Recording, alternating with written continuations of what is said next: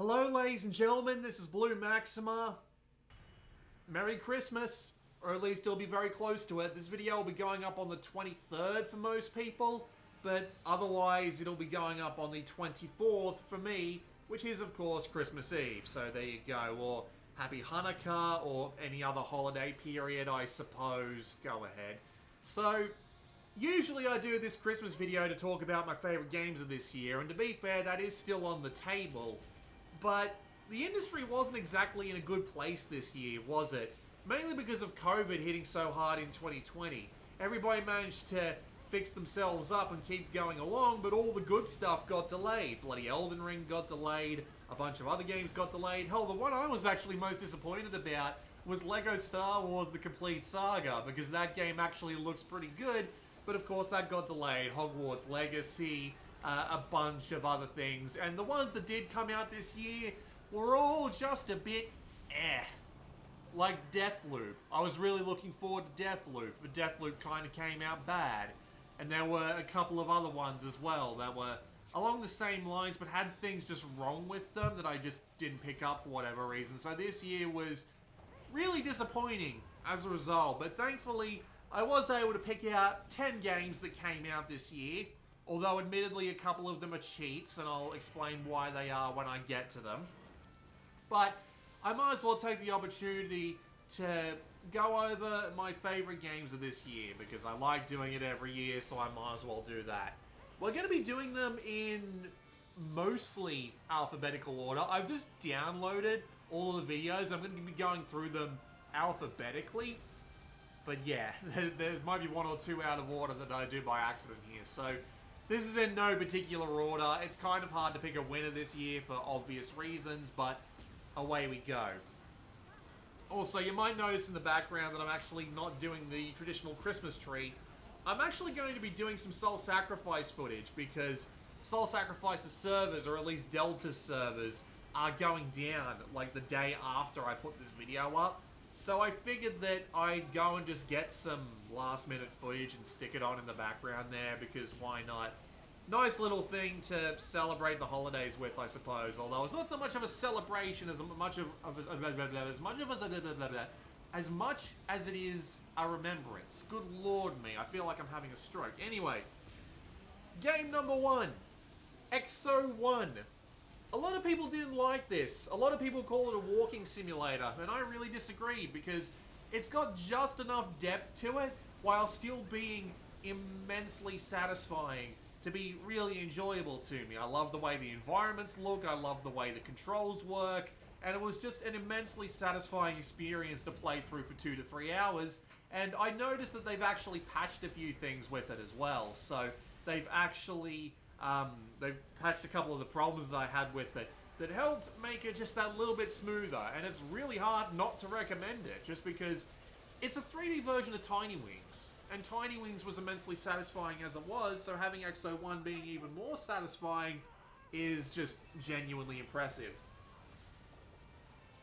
Now, Hyperdash is one of the ones that I have as a sort of... It didn't actually come out this year, but the full release that you had to pay for came out this year. So I'm counting it as this year. And it's one of the games I managed to play before I lost all of my VR headsets. So, Hyperdash, really fast gunplay, very reminiscent of something like Unreal Tournament. A bunch of fun weaponry, some great levels, and doing things like grinding on rails or being able to jump in, shoot someone in the face and jump out is always going to be immensely satisfying, and I really need to get around to playing it again now that I've got a Quest 2. Now this one is one you haven't actually seen on the channel yet, because the video is not going out until Monday, but I Expect You to Die 2 is basically just more of what made I Expect You to Die great. Some great puzzles, some great atmosphere, and some good voice acting, let down by Will Wheaton, but everyone else manages to pick up the slack. And it genuinely is just more I Expect You to Die.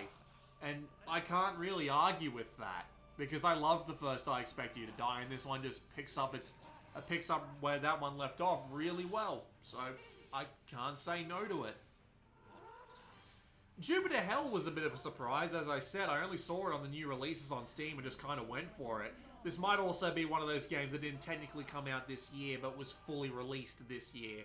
So, it's basically merging Doom and roguelike, trying to keep the pace of something like Doom, while maintaining those sort of roguelike sensibilities.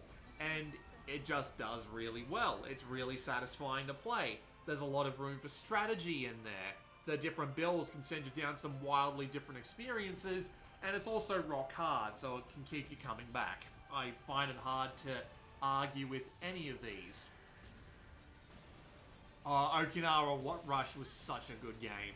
I'm hoping that they've patched it since it came out in order to get rid of some of the weird bugginess that the game had going on, but good lord, man, was it a satisfying game to play.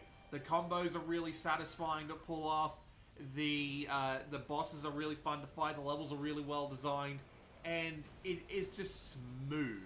Smooth as hell. Oh, look at that, they've got a massive patch going out. Yeah, they've actually improved it quite a bit. Good stuff. Don't have a problem with it. Yeah, Okinawa Rush, just an immensely satisfying action game. If you never actually go around and watching my video, I'll try and make like the cut that I'm showing on screen here be the boss that I fought in that video, because it shows off just how satisfying it can be when you get a really good flow going and you just really dip into the game's mechanics.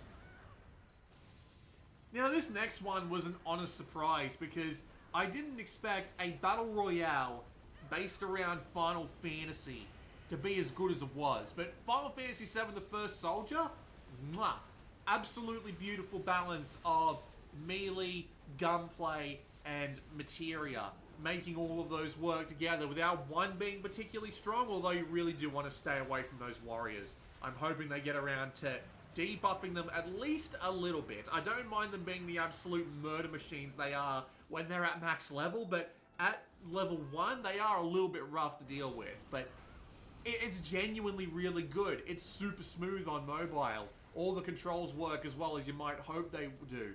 It just works. It genuinely just works, and I'm impressed that it's as good as it is. So, you know, hats off to the people who made it. You did something that I thought would be impossible. Now to a game that, despite everything being immensely unpolished and what have you this year, things coming out in a really bad state, Ratchet & Clank Rift Apart just came out and was just good all the way through. A bunch of creative weapons, lots of fun combat arenas and set pieces. It looks fantastic. I'm still impressed at how you can zoom in on someone's helmet and it reflects properly because of the ray tracing and looks amazing, especially on a PlayStation 5, which aren't exactly known for being monsters of ray tracing. And I can safely say that I played this game from beginning to end just really smoothly, and I just enjoyed 100%ing it a lot. Although, it doesn't stand up to the original trilogy, but what does, really? This year finally saw Super Robot Wars 30 come over in English and finally get the full-on Super Robot Wars series over here. And it was just sublime. Really nice graphics and characters, that strategic gameplay that everyone knows and loves, and they even added like a really, really hard difficulty to it so that people can actually get a bit of challenge out of it. I like the changes that they made to the mission structure, so it's not just a straight line. You can go and get the people you want and do what you want, more or less, and that just works really well for me. And it's Super Robot Wars. It's getting a bunch of franchises that have big robots and bashing them together like they're anime figurines until the pieces fall off. And it's really good.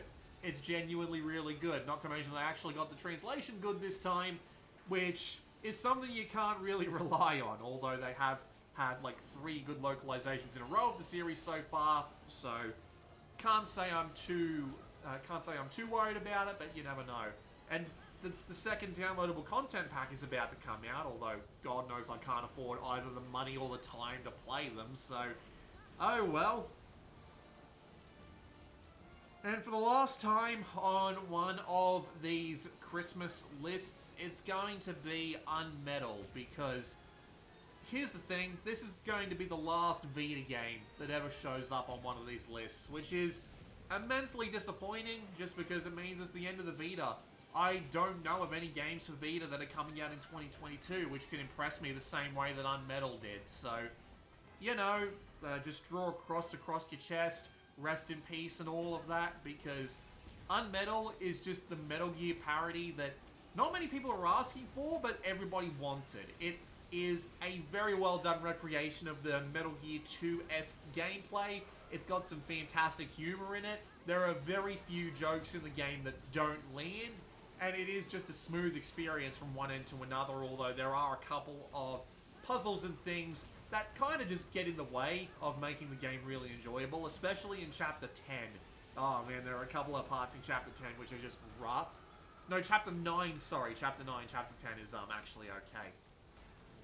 But yeah, I enjoyed it a lot, and thankfully it has come out on Steam ever since I played it through on Vita. So you can go and play it yourself now without having to rely on buying a physical copy that's just over the top expensive at this point. And finally, a game that didn't come out this year, but the platform that it came out on, and therefore me playing it, came out this year. The PlayStation 5 port of Wreckfest, because, yeah, the PlayStation 5 port only came out, like, this year. So, it was the first time I played it, and frankly, I thought it was great. Destruction Derby-esque racer. Really impressive destruction.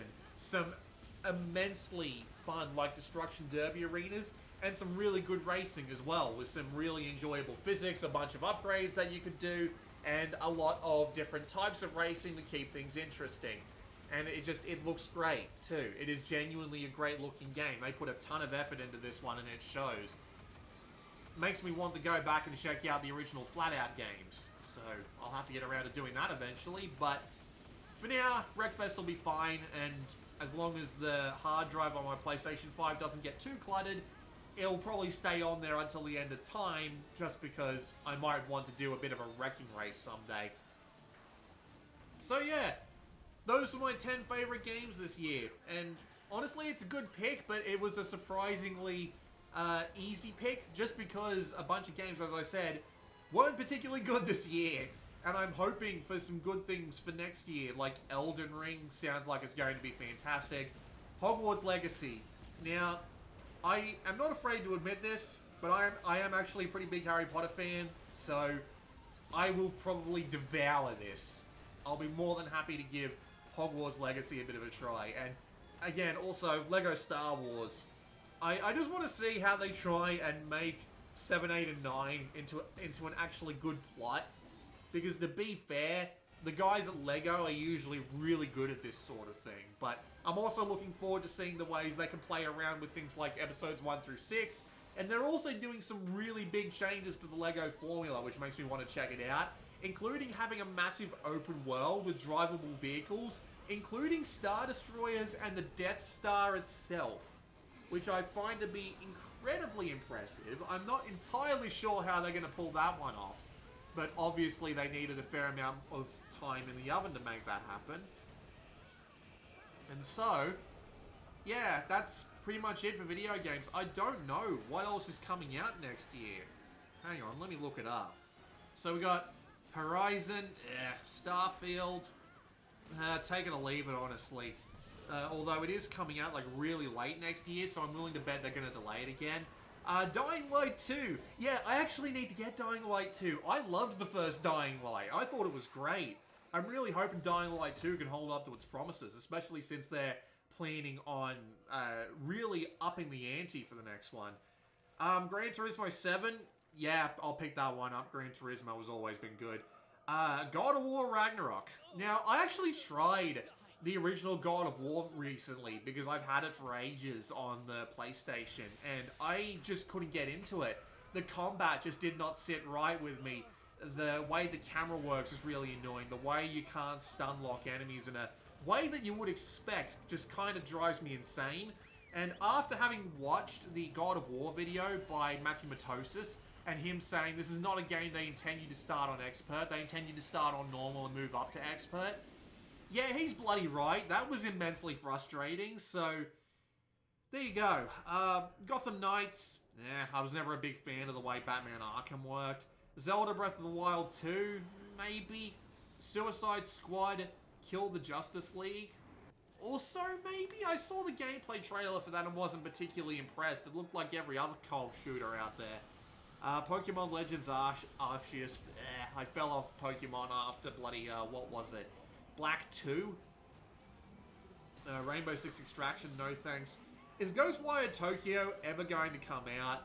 Forspoken, it looked promising from the first trailer, but then that new trailer that came out relatively recently was just a bit Tiny Tina's Wonderland. No, I hate Gearbox. I don't even know what Redfall is. I literally just searched games in 2022 on Google, and I'm just going through what it says here. There's an Avatar game? Okay. Never played the first Plague Tale. Oh, the Lord of the Rings Golem. That might actually be good. Splatoon 3, that might be good, but I never played Splatoon 2 much. I bought it, but I just didn't play it very much. Wasn't impressed. The new Saints Row game, that first trailer didn't do it any favors. Stranger of Paradise, Final Fantasy Origin, maybe? Although, I never got around to trying that demo, which annoys me. Total War Warhammer 3, I do want to get that. I've always wanted to try that series, but just for the life of me, I've never found the money to. I do believe I own the first one. I got it in like a bundle or something, but I think I want to get all three for that massive all-in-one campaign. Otherwise, I'll just feel weird. The King of Fighters 15. Oh yeah, I keep forgetting that the betas for that. I need to go try one of them. That seems to be everything notable to me anyway. Triangle Strategy maybe, but I never got around to playing Octopath Traveler. Yeah, that's about it that interests me. There's a bunch of other games, but I'd be lying if I said most of them interest me. Oh, Salt and Sacrifice! They're actually doing a sequel to Soul and Sanctuary. Sure, I'll play that. Absolutely, I'll play that. Oh, there's also the AI sequel. God, there are actually a ton of games next year as well, because bloody hell, they're just... Since everything got pushed back. Earth Defense Force 6, yeah, definitely need to get my hands on that. What else is there? Let It Die is getting a new game next year? What the hell?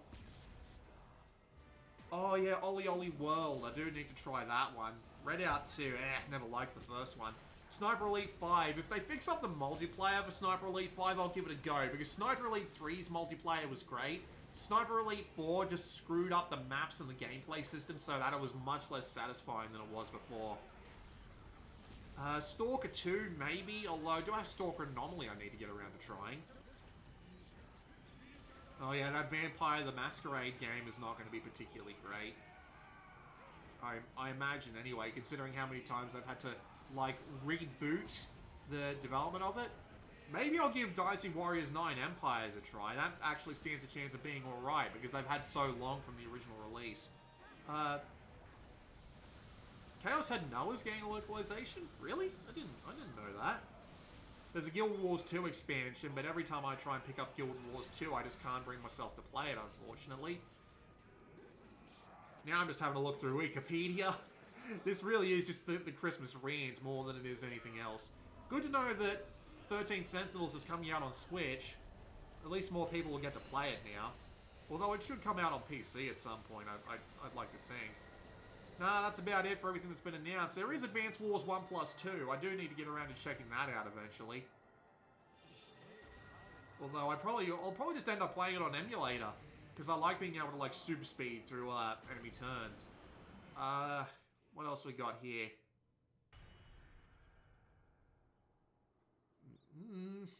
No, I think I've gone through all the major stuff. There's probably a bunch of, like, smaller games I'm forgetting, but we'll get to them when we get to them, won't we? Of course, the big thing... Oh, yeah, 6 Days in Fallujah. I want to try that out just because everybody has been decrying it, you know?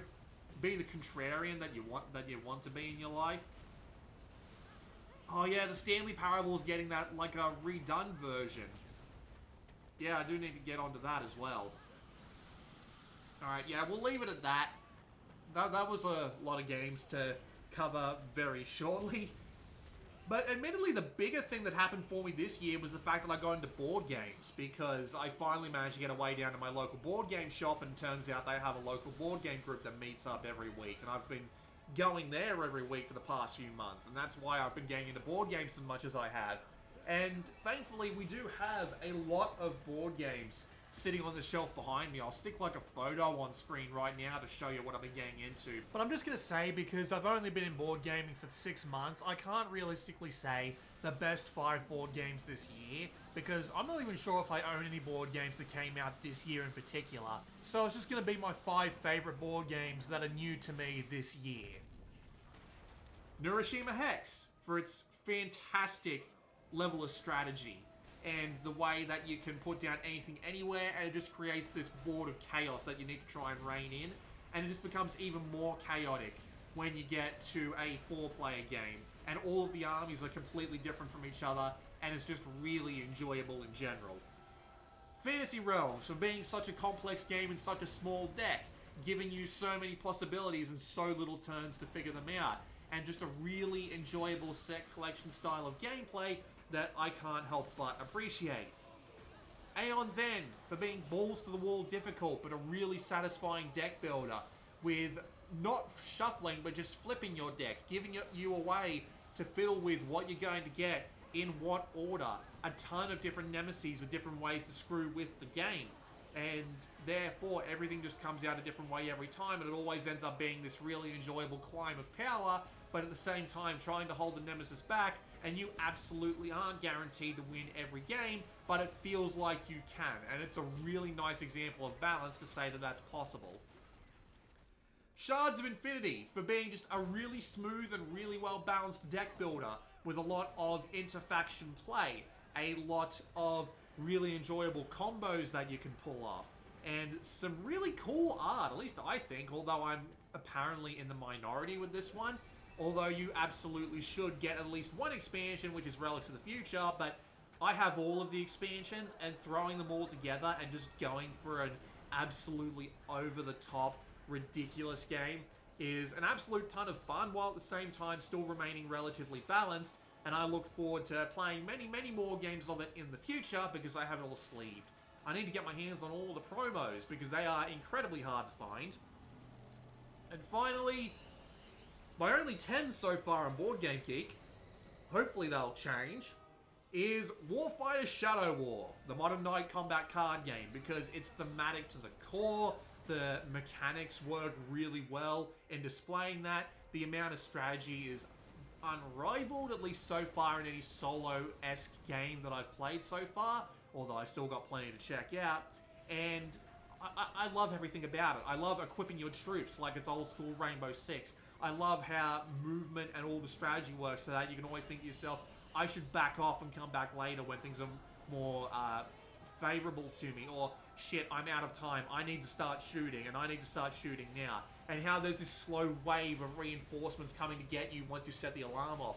It all feels so thematic and so well done, and I still need to get around to buying all of the expansions for it, and when I do, I'll let you know.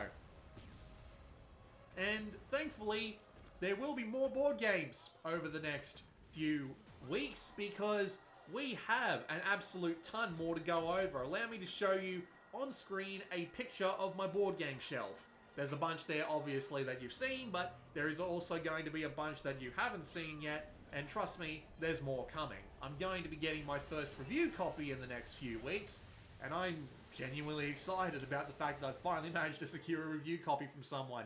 Yay, my crappy channel actually means something to board game publishers now. Doesn't mean that much to regular video game people anymore, but oh well, that's just the breaks, I suppose. Because, admittedly, things have been going down this year. No more Vita stuff to talk about. A couple of random videos tend to go viral because their games get really big for some reason. Like, my video on Synthetic went absolutely viral when, what's-his-face, Seth did a video on it, because my video was like the top thing. Same with the Densha to Go, because a really popular channel did a video on like Densha to Go, like standalone plug-and-play TV thing, And that got a lot of people watching my video on the Densha De Go game on PS4. So, there are a couple of things like that that happen from time to time, but outside of that, it's incredibly rare for any video on my channel to get more than 500 views these days, which is disappointing. I mean, I still like doing this, don't get me wrong, but I'd be lying if I said I didn't feel like the channel was absolutely dead at this point. Especially considering how many subscribers that I do have. I don't know why more of them aren't watching. I guess it wasn't because of me, it was because of what I was doing.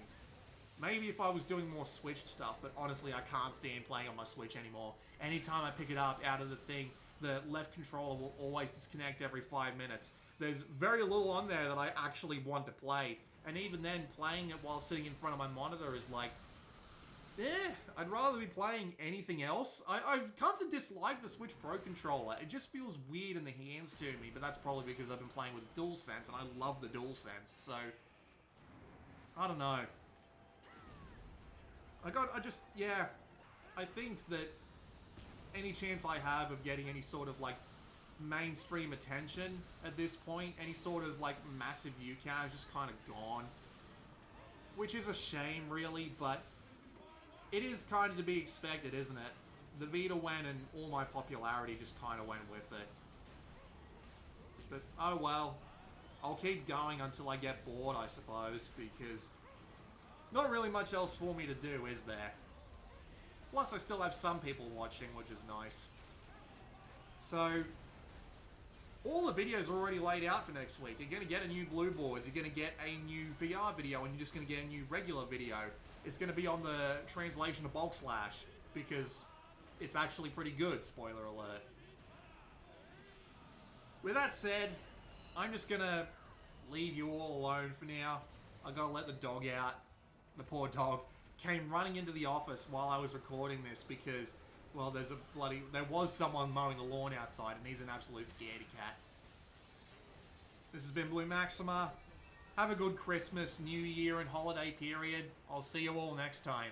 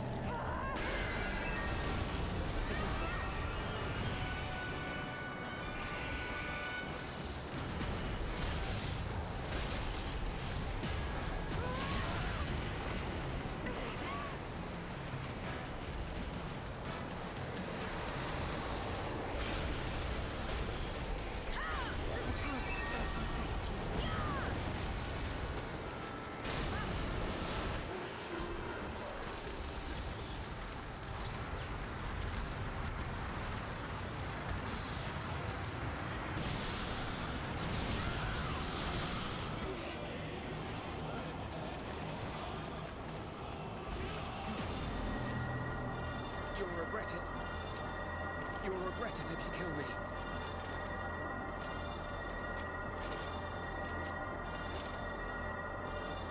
You will regret it. You will regret it if you kill me.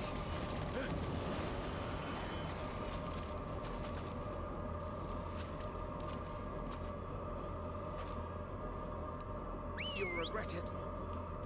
You will regret it if you kill me.